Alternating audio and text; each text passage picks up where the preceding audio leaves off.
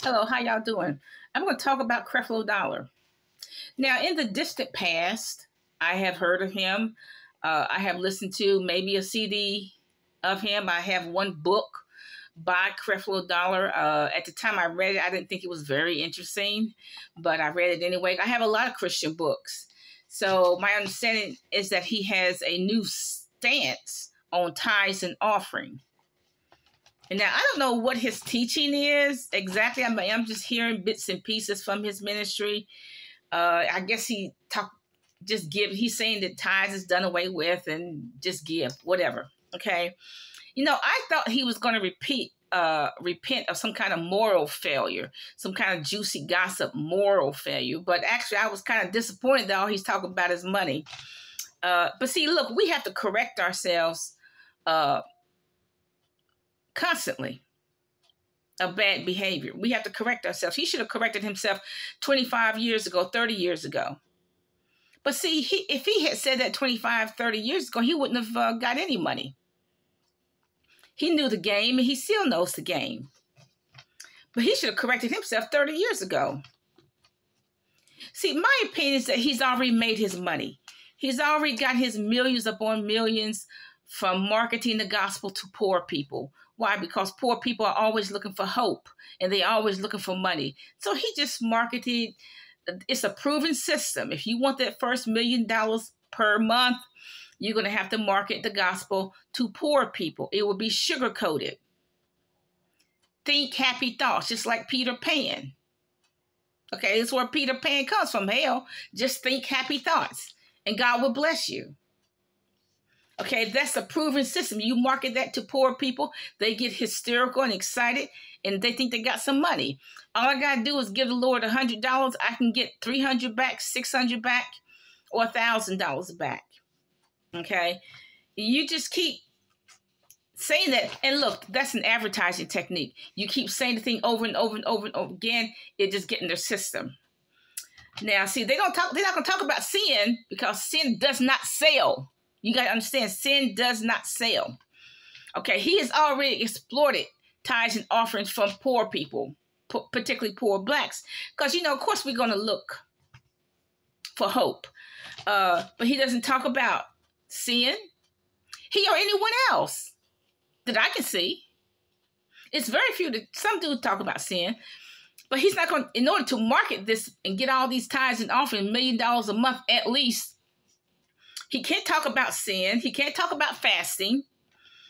He can't talk about deliverance because, look, a lot of Christians, they need deliverance from things, from strongholds.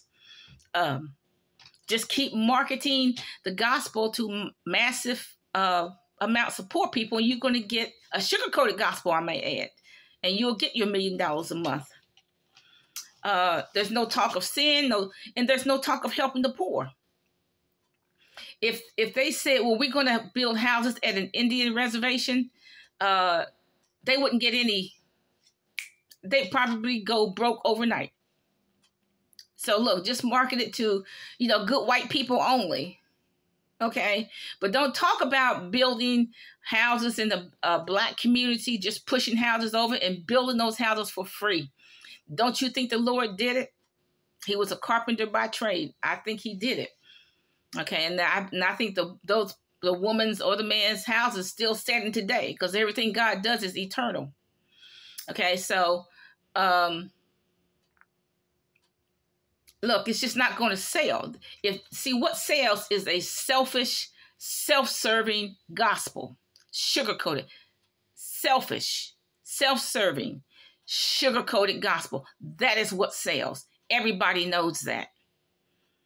Give me some money so I can buy a jet. Give me some money so I can buy a chandelier. Give me money so I can buy a $10 million home and a motorcycle to go with it. Okay, that's selfish.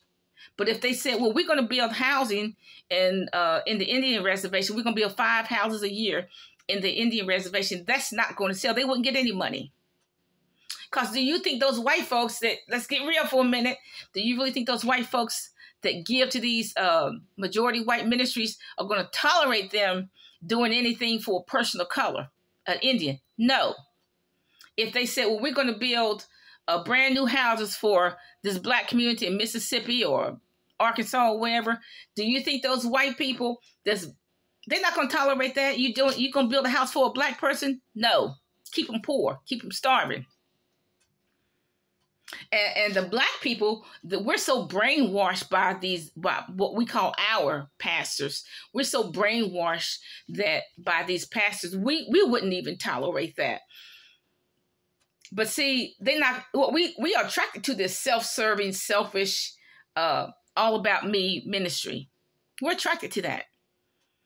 And so if a ministry that's majority black or headed by a black man, if he says we're going to build brand new houses in such and such poor black community in Arkansas or Mississippi or wherever, that's not going to sell either. They'll probably go broke too.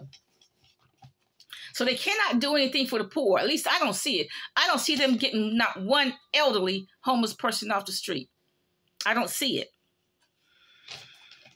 Okay. See, what sells is make them rich. And they're going to get rich. Sugar-coated gospel. We're not getting rich. I never received a check, y'all. Why? Because God does not going to respond to a gimmick. He never has and he never will. Okay? See, they're not going to make any money if they preach about, well, don't be busybodies in other men's matters, which is clearly in the New Testament. Paul wrote it. Stop gossiping, because look, in the church there's plenty of gossip. They're not going to sell the gospel if they talk about financial sins, Ponzi scams, pyramid scams. No talk of helping the poor. What we're doing, we're not even going to give school supplies. I remember I went to this hometown. I didn't even see the churches give out school supplies. And they can afford it. Gave out no school supplies. Now, personally, I have no problem with tithes and offerings. Okay? People don't want to pay tithes because they don't want to give up that money. They just don't. They want to hold on to that money. They don't want to give God that money, okay? And offerings. They don't want to do it. I don't have an issue with it. It is a form of worship. You saying, Lord, I appreciate you. I appreciate what you're doing.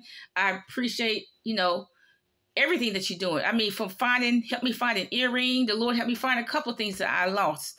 Okay, so help me find an earring. Just the little things, big things. I saw a horrible car accident that happened probably about 30 minutes before I even got there. So, see, the Lord kept me out of that accident. See, that's why. And see, what else is missing in the gospel is wisdom. The Bible says to get wisdom above all, get understanding. So we're supposed, if we want money, we need to study money. We need to get wisdom about money. The problem is that these preachers don't have any wisdom about money. I don't see any of them buying real estate just to have real estate. I don't see any of them buying dilapidated properties just to have these dilapidated properties. I don't see that. See, why don't they buy the malls? Buy the malls, okay? They don't want them, buy the malls, okay? But they're too stupid and dumb to do that. And so when they don't have $20 million in their pocket, they're mad at God. Okay? So then, excuse me, they ask the devil for $20 million. He gives to them.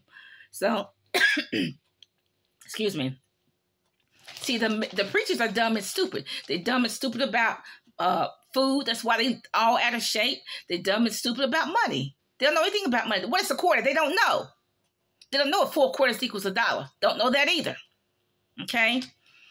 But really, God told us to possess the land. That's the first economic command. He told us to count our costs. We need to. They don't tell us that. We need to get on the budget and stay on the budget. Be excellent in everything you do. God said the hand of the diligent maketh rich. Diligent is hard working, being excellent while you do it. The way to get some money is not to ask other people for money. That's begging. Hello? God said we have to use our wits to get money. We have to use our brain power. He gave us brain power. We have to use our brain power. The way to get some money is not to be hustling relatives for money. Okay? But God ordained in Genesis that man ought to work by the sweat of his brow. Okay? So all this thing that he's preaching is just a doctrine of the devil. Because people don't want to give up money anyway. They don't want to give up the 10% anyway. There was a time when I did not give a tithe. I did not tithe. And, that curse came upon me. That curse, if you don't pay, that curse came on me. And I could sense it in the spirit world. I've done that, I know at least twice that I've done that. I didn't pay tithes and that curse came upon you. They said we curse with the curse. Okay, that's not fear, that's just fact. That's just scriptural fact. He says you curse with the curse if you don't tithe and give offerings. I'm talking about if you're in the kingdom. This is kingdom economics. This is not worldly economics. Worldly economics, the stock market and cash for your home. You can make $10,000 in 5 minutes. That's worldly. That's devilish economics. I'm talking about kingdom economics. Okay, if I didn't pay, there were 2 occasions I remember specifically. I didn't pay tithes and offering, and that curse came upon me. I could sense it in the spirit world. So I don't have a problem with tithes and offerings. You get tithes and offerings, you'll get blessed. But what he's preaching is a doctrine of devils. Bye.